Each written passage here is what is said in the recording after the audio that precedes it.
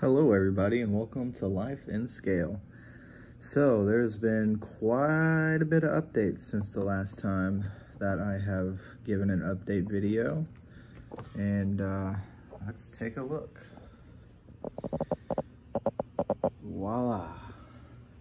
Yes, I have finally started on the other half of my layout. As you can see here, I got it painted. I started to get some trees over here. I don't know if you can see, I got 4 trees there. And today I'm actually gonna put some flowers on those trees, so that way they can be little flowering trees as you drive up into my little town that I'm gonna have set up here. And if we go around this way, you can see we got 2 more trees set up right here. A lot of vegetation, weeds, all that jazz put up. Also got the track ballasted as well. Pretty much everything on this side of the layout is new from the last video that I posted.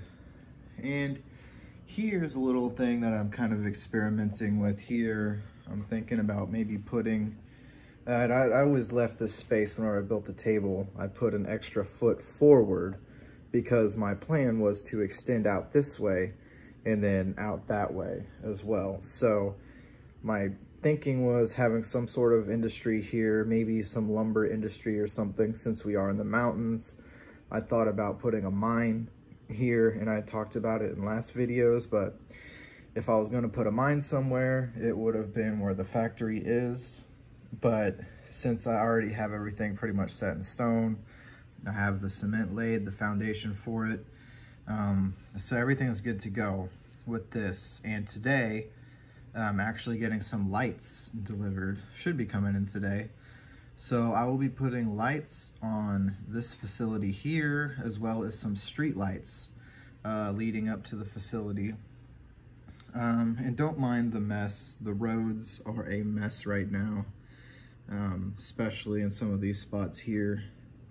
Got a little bit crazy with the glue, the spraying glue. So yeah, it all kind of got everywhere. So I'll have to figure out how to get that off.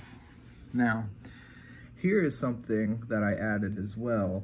It is a little path that is going to lead from the road over to the bridge here. And my intent behind that was it's a little path for train spotters can sit here, and I'm going to get some figures and they're going to be looking at the trains coming over the bridge, because a lot of videos I see on YouTube are actually trains coming from a bridge for other rail fans.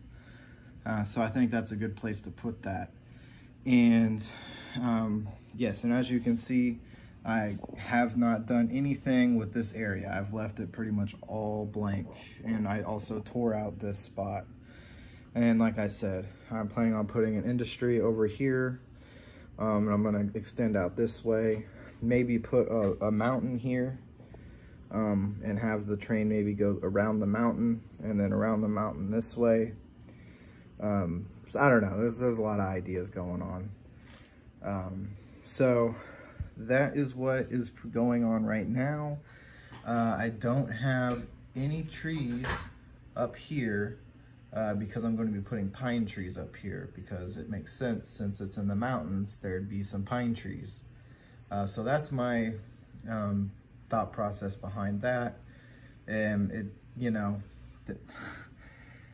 I'm not going for 100% accurate geography here and topography, but I'm just kind of putting together what is in my mind and my imagination. And that's the great thing about model railroading that I'm figuring out, is I can do whatever the heck I want because it's my railroad.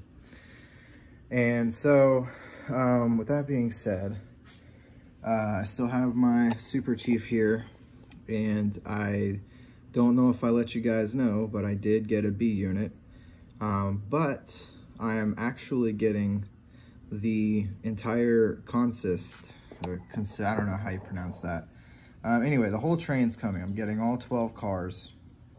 of the train, and I'm getting an actual another A and B unit locomotive that is coming in as well. But the thing with these is they're going to be F3 units instead of the F7s that I have here.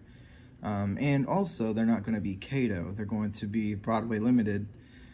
I've always wanted to get Broadway Limited locomotives. That is one thing that has always kind of drawn me to model trains, is seeing how they do their locomotives. So I went ahead and bought one. We're going to see how, I'm going to do a review on exactly, you know, if it's worth it or not. But everything that I've seen pretty much says that they're pretty awesome locomotives. So I'm excited about that. But the layout is not close to complete, maybe 70-75%, if that. I mean, it's just all the small details are going to go into it now. And then once I get all the small details, I will definitely be adding on to it. But this is real exciting. I have quite a bit more buildings yet to model. So these buildings that I got, they're the ones that you piece together and then you paint them. I can do a video on those as well later on. They're really fun. They're time consuming if you want to get it somewhat decent. But they're fun, just like everything else. But anyway, that's it. This is my railroad for now, and it's looking pretty good. And I'm excited. I'm really happy with the way it came out. Woodland Scenics has a lot of great products out there, and that to me is not the only way to go, but the main way to go as far as everything that I have on this layout. Everything works really good. The track runs really smooth. This is Atlas code 80. I don't know if I have actually said that or not, but yes, this is Atlas code 80. There is a track pack that actually is for this particular layout. And then these that I bought here, this is just extra that I've bought and kind of pieced together. So that did not come with the original set. But if you like this video, like and subscribe, and I will be happy to be putting more videos out there about my layout updates and any reviews on anything that I get that I think is worth reviewing.